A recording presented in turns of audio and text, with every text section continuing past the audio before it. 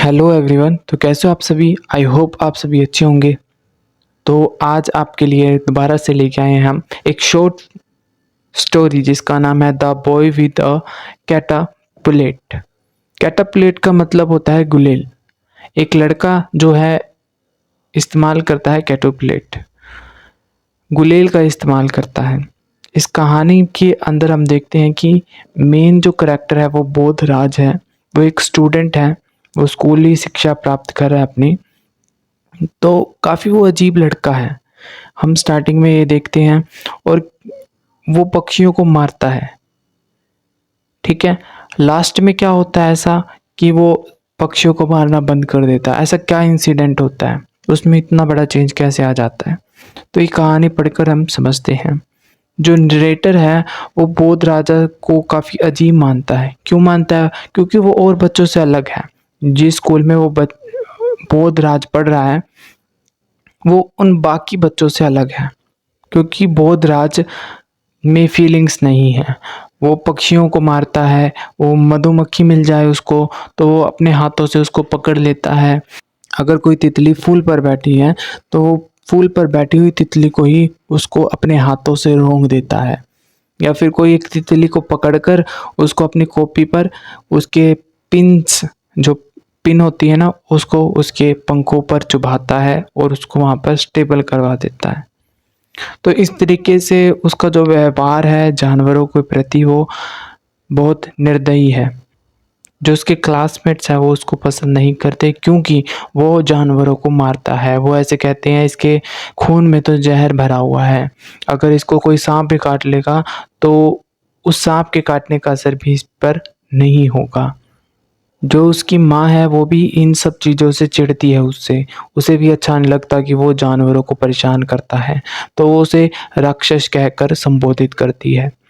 जो नरेटर है वो, क्या होता है, एक दिन काफ़ी बुरा लड़का है, हमने देख लिया कि उसकी घर वाले भी अच्छे से उसको ट्रीट नहीं करते। इस पे नहीं करना चाहिए क्योंकि बुरी बात है। तो एक दिन क्या होता है कि नरेटर के जो पिता हैं उनका जो ट्रांसफ़र होता है, नरेटर के पिता का ट्रांसफ़र होता है, तो वो नई जगह पर वो अपना घर लेते हैं। और वो घर शहर से थोड़ा दूर होता है, वहाँ पर वो लेते हैं। वो एक कोठी टाइप में होता है, ठीक है। इट्स लाइक अ विला, ठीक है। वहाँ पर वो रहते हैं, साफ सफाई करते हैं। जो बोधराज है उसके लिए ये जगह बहुत अच्छी है। क्यों अच्छी है? क्योंकि वहाँ पर नेचर के पास है, तो वहाँ पर पक्षियाँ तो मिलेंगे ही, पशु पक्षी तो मिलेंगे ही। उसको मारने का उसको मौका मिल जाता है, तो उसके लिए तो वो बेस्ट जगह है। तो वो कभी भी घूम फिर कर वहाँ पर ज़रूर जाता है नरेटर के पास। जो नरेटर की माँ है वो अपने घर का सामान वो शिफ्ट करते हैं वहाँ पर। जब वो शिफ्ट करते हैं तो वहाँ पर वो, उसकी माँ देखती है कि एक स्टोर रूम में काफ़ी बहुत सारे पक्षी हैं, उनके घोंसले भी वहीं पर ही हैं। तो उसको याद आती है कि बोधराज नाम का एक लड़का है, वो ये सब काम करता है, उसको मारना वगैरह अच्छा लगता है, तो उससे शायद ये काम हो जाए, आसानी से वो कर ले इस काम को। तो जो नरेटर है उसको बोधराज को बुला लेता है और नरेटर और बोधराज शोरूम में जाते हैं। तो वहाँ पर वो क्या देखता है कि एक दो पक्षी होते हैं जो घोंसले में बैठे होते हैं, वो छोटे से होते हैं, वो ची ची करते हैं। तो बोधराज क्या करता है, अपनी गुलेल को उठाकर उसकी स्टोर रूम की छत के ऊपर निशाना मारता है। एक दो बार नहीं लगता, तीसरी बार उसका लग जाता है निशाना। वो जो पक्षी ची ची कर रहे थे वो शांत हो जाते हैं। इतने में क्या होता है कि एक चील आ जाती है। चील उनको देखती है, ची ची करती है, ज़ोर से ऐसी ऐसी आवाज़ निकालती है। और जो बड़ी बड़ी चीलें होती हैं, पता है कि आपको चील का साइज़ कितना बड़ा होगा।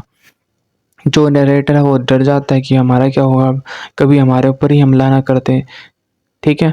तो बोधराज को कहता है इसे छोड़ो और तुम बाहर चलो। तो बोधराज जो है उसके अंदर एकदम से परिवर्तन हो जाता है। वो कहीं उसको मार रहा था, ठीक है, अब उसको दिमाग में आ जाता है कि वो चील उसको खा जाएगी, मार देगी उन बच्चों को। तो वो उसकी प्रोटेक्शन करता है। प्रोटेक्शन करने के लिए क्या करता है, वो चील पर वार करता है और फिर उन बच्चों को बचाने के लिए वो एक स्टूल लाता है, स्टूल के ऊपर एक और स्टूल रखता है और फिर उसके घोंसले को उठाकर उस स्टूल के नीचे रख देता है। तो मतलब वो सेव कर लेता है। उसके अंदर इतना बड़ा चेंज हो गया इस इंसिडेंट के थ्रू। अब वो उस पक्षी को लेके, वो जो छोटे-छोटे बच्चे होते हैं उसको बाहर लेके आते हैं, दूसरे गैराज में लेके आते हैं जहाँ पर वो चील है वो वहाँ पर नहीं आ सकती, तो गैराज में लेके आते हैं, वो सेफ हैं। अब बोधराज नरेटर को कहता है कि इनके लिए कुछ खाने को लेके आओ, पानी, दाना, और इनको छूना मत। क्योंकि कई बार क्या होता है, इंसान पशु के बच्चों को छू लेता है तो फिर उसकी जो माँ है वो अडॉप्ट नहीं करती उनको, तो इस वजह से उसने ये कहा।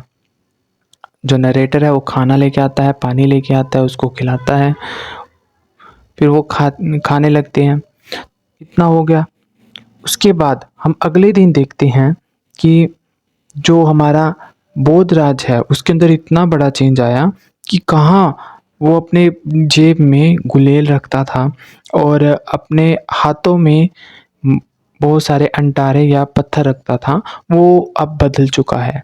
उसके जेब में ना तो पत्थर है और ना ही हाथों में गुलेल है। अब उसके जेब में क्या है, एक पोटली है जिसमें दाने हैं और बहुत सारे अलग-अलग तरीके से वैरायटी वाले दाने हैं। जो पक्षियों को अच्छे लगते हैं वो दाने हैं उसकी जेब में। तो वो क्या करता है, वो काफ़ी उसमें चेंज देखा उसे नरेटर को। अब कहाँ एक लड़का इतना निर्दयी था, पशुओं को मारता था गुलेल से, उनको कुछ नहीं समझता था। अब उस इंसिडेंस के बाद उसके अंदर इतना बड़ा चेंज आ गया। अब वो उसको प्यार करता है, अब उनकी वो प्रोटेक्शन करता है। कहाँ उनको ख़त्म करने पे तुला हुआ था और अब वो उन सभी को बचाने की कोशिश करता है। एक लड़का है गुलेल के साथ, ठीक है? थ्रू आउट सारी मैंने आपको बता दिया क्या था इसमें। एक लड़का कैसे एक इंसिडेंस के कारण उसका पूरा का पूरा जो करैक्टर है वो चेंज हो गया। वो कहाँ बुरा था, अब वो वहाँ पर अच्छा हो गया एट द एंड। तो आई होप आपको ये समझ में आया होगा, ठीक है? अगर आपको ये वीडियो समझ में आती है तो अपने दोस्तों के साथ शेयर ज़रूर करना। ऐसी इंफॉर्मेटिव वीडियो हम डालते रहते हैं चैनल पर, तो विज़िट करना। Thank you for watching my YouTube channel.